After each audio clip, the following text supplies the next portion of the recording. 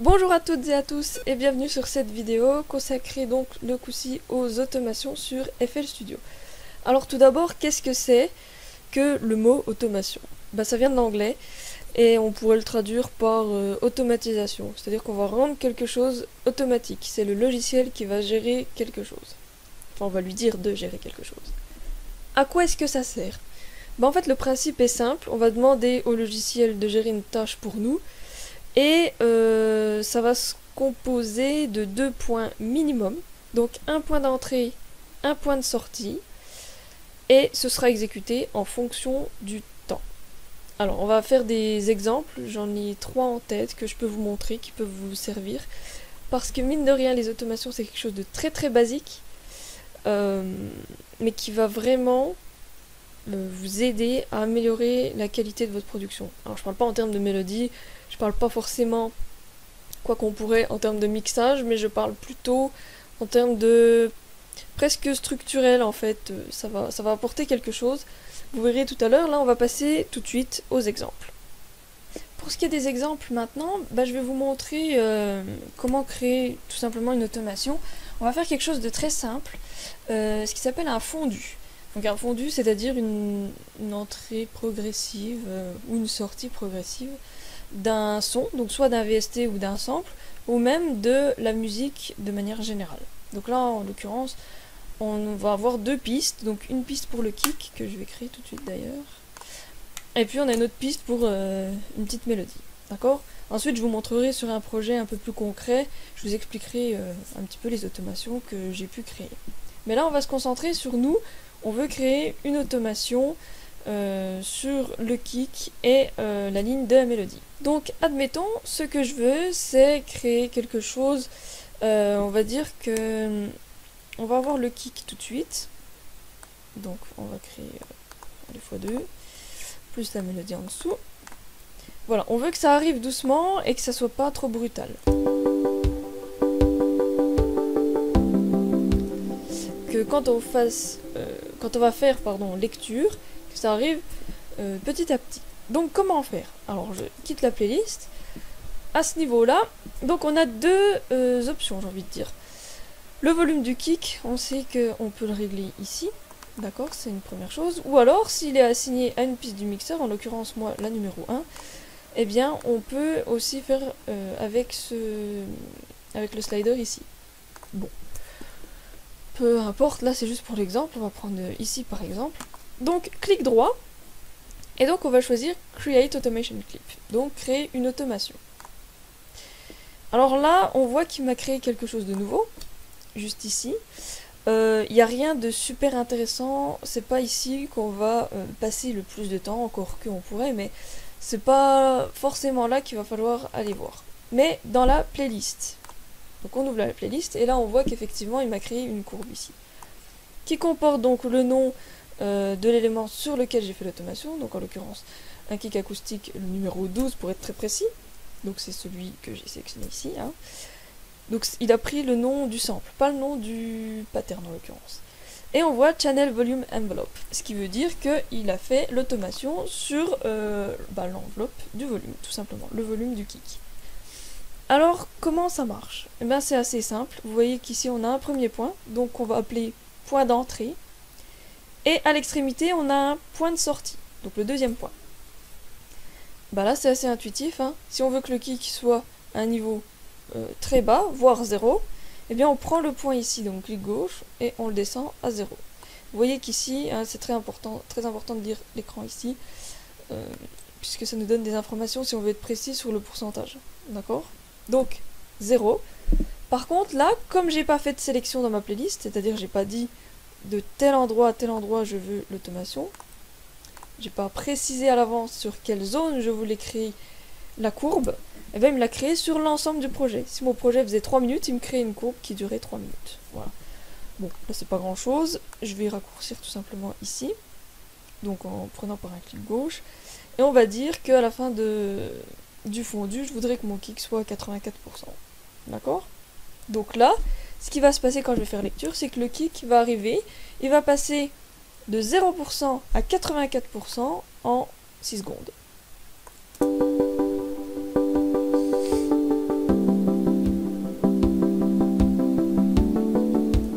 D'accord? Donc jusque là c'est assez simple. Il y a deux petits trucs que je vais préciser sur l'automation. Donc c'est que ici on a quelque chose avec lequel on peut interagir, puisqu'on a une double flèche qui apparaît quand on passe sur cet élément. Alors qu'est-ce que c'est? C'est simplement pour, on va dire, régler la pente de la courbe. D'accord? Là il est à 0%, donc il est neutre. Si on le met dans le positif, c'est-à-dire qu'on le pousse jusqu'à 100%, eh ben on voit très bien que on va passer assez rapidement du point A, alors pas au point B, mais il y a une tendance beaucoup plus forte à arriver plus rapidement sur le point B. Et c'est l'inverse si on passe en dessous du 0% dans l'autre sens. On va être très longtemps à 0%, et puis hop, là d'un coup, ça va monter. Alors après, si on veut vraiment faire quelque chose de très court, on peut raccourcir la durée de l'automation. Et donc là, on va pouvoir être encore plus court en termes de délai. D'accord? Donc moi, on va le laisser comme ça. Voilà. Donc là, on a le kick qui arrive progressivement. Et maintenant, on va faire encore deux trucs sur la lead. Donc on va quitter la playlist. Donc là-dessus,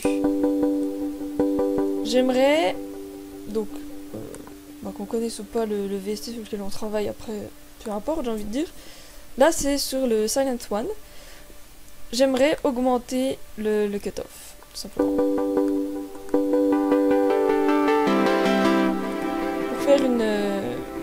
Pour faire une petite une arrivée, quoi, une montée. Alors comment je fais, étant donné que là, si je fais clic droit, on me parle de MIDI et d'assignation avec des contrôles. Bon, là, vu que c'est pas natif d'FL Studio, en général, vous allez rencontrer ce genre de choses sur d'autres VST. Eh bien, il y a cette petite option là, donc Multilink to Controllers. Vous cliquez dessus, d'accord? Donc là, c'est actif. Et ensuite, vous cliquez sur le bouton que vous voulez, alors soit assigner, mais dans notre cas on veut créer une automation, on s'occupe pas des assignations MIDI, on parle que des automations. Donc moi c'est sur le bouton du cutoff qui est ici, voilà, donc là ça a clignoté, ça m'a dit ok c'est bon. Là maintenant ce que je fais clic droit dessus, et je fais une automation, Create Automation Clip, encore. Je me rends dans la playlist, et donc là, bon bah voilà, c'est pareil. On va régler notre courbe comme on a envie. Moi j'ai envie que ça prenne un peu plus de temps et que ça aille pas trop haut. Donc on va rester comme ça, on va écouter ce que ça donne et puis on verra après.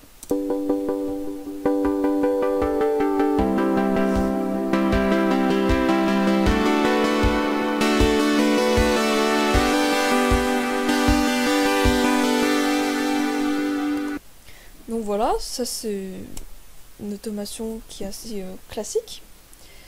Et puis, un dernier type entre guillemets d'automation, puisque là on a vu des choses qui étaient, on va dire, progressives et constantes. Maintenant on va faire quelque chose, j'essaie de réfléchir à un exemple, de on-off. On va prendre par exemple, je vais prendre... voilà. Hop. Donc, mon sidechain, on va dire que... qui sera ici, donc sur la piste de la lead qui se joue. Je veux qu'il soit actif seulement une fois qu'on a atteint cette zone-là. D'accord, la deuxième partie. Donc, comme ici c'est une diode on-off uniquement, et ben ça pose pas de problème parce que je peux quand même créer une automation dessus. Donc clic droit et on peut créer une automation. Simplement ici ça sert à rien de faire des courbes, comment dire, progressives, étant donné que c'est un bouton on-off. Il n'y a pas de juste milieu. Si on avait voulu créer un juste milieu, à ce moment on aurait fait une automation sur le volume de l'effet. Bon. Maintenant que vous maîtrisez les automations, je pense que vous essayerez par vous-même un petit peu tout ce qui peut se faire. Donc, si je veux que ce soit actif, il faut que le point soit situé au-dessus de 50%. 50% c'est la limite. Au-dessus de 50%, on sera en effet actif. En dessous de 50%, l'effet sera inactif. Donc moi j'ai dit que je voulais qu'au début je m'en fiche un peu. Et après, donc pour créer un nouveau point, on fait clic droit. Voilà. Et ensuite, on le règle. Donc moi, je fais un clic droit ici pour dire 0. Un autre clic droit pour dire que je veux qu'en fait, il soit à 100%. Donc en fait, on va passer de 0 à 100% extrêmement rapidement. Donc on écoute.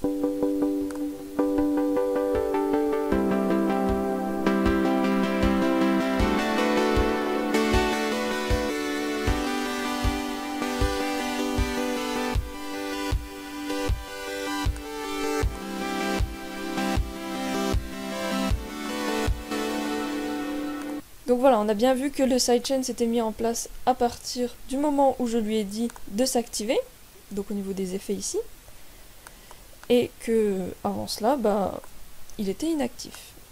La montée du kick a été exactement comme je l'ai dit, et pareil pour le cutoff. Donc ça, c'est les exemples, on va dire, je pense qui peuvent vous servir, surtout si vous débutez. Ça va vraiment changer pas mal de choses. Vous allez pouvoir faire des transitions et puis automatiser plein de trucs. On peut en faire sur le tempo, on peut en faire sur le volume général, le pitch, on peut en faire sur les effets, comme vous avez vu. On peut en faire sur un paramétrique. Donc laisser passer que les hautes fréquences et puis petit à petit dégager tout le spectre des fréquences. On peut en faire sur vraiment beaucoup de choses. Donc là, ce que je vais faire, c'est vous montrer donc un projet que je viens de finir, que je viens de terminer, et vous montrer un petit peu les automations, voir ce qu'il y a dessus. Ok, donc nous voilà sur le projet en question, donc c'est ma toute dernière musique. Il y a un petit peu plus de pistes, c'est sûr, que tout à l'heure. Et donc, bah, là je vais vous montrer les automations que j'ai créées pour vous donner une idée un peu de ce qui peut être utilisé ou pas, en l'occurrence sur mon projet. On va aller dans la playlist, puisque c'est ce qui nous intéresse. C'est un petit peu le bazar, mais on va s'y retrouver. Il y a une première automation ici, il y en a encore ici, et puis en général j'y mets au bout, voilà, là, les automations. Donc il n'y en a pas beaucoup, mais il y en a quand même un peu plus que juste le fondu de tout à l'heure. Alors, bah, qu'est-ce que c'est tout simplement? Là c'est une automation qui a été faite sur le kick, parce que je trouvais qu'il était trop fort. Au niveau du drop, il sonnait très bien pour moi. Mais quand on était dans la partie montante, donc ce que j'ai appelé build-up ici, je trouvais qu'il était trop fort. Donc j'ai fait une automation, donc à 39% pour commencer, et progressivement arriver à 62%, là où je pense qu'il sonnait le mieux. Je peux malheureusement pas vous faire écouter directement, parce que en enregistrant déjà l'ordi, plus le fait que ce soit un gros projet, FL va complètement cracher. Mais voilà, il y a une première automation ici. Et on voit ensuite que ça retombe instantanément. On passe d'un niveau à un autre. Sauf que ici, au niveau du break, bah, il n'y a plus de kick. Donc finalement, j'aurais pu faire la transition ici. Bon, pas beaucoup d'importance que je la fasse là ou là. Et puis là, pareil, on remonte jusqu'au drop. Voilà, ça c'est pour le kick.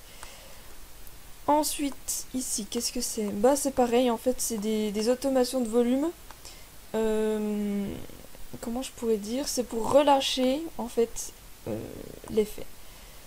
Ici, c'est une automation de volume, comme je viens d'expliquer, sur la mélodie. La mélodie, je peux peut-être vous la faire écouter en solo. On en a une ici.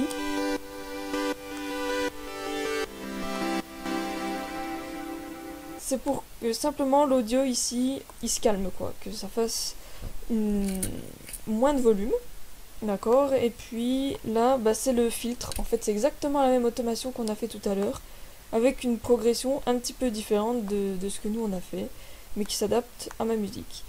Et puis pour finir, là, bah, c'est une automation sur le volume, donc c'est vrai que j'ai fait beaucoup d'automations sur les volumes et les filtres, pas sur grand chose d'autre, mais voilà, c'était pour vous donner une petite idée un peu de ce qu'on peut voir dans des projets un peu plus concrets que juste les projets de tuto où il y a assez peu d'éléments finalement, enfin pour les tutos que je propose.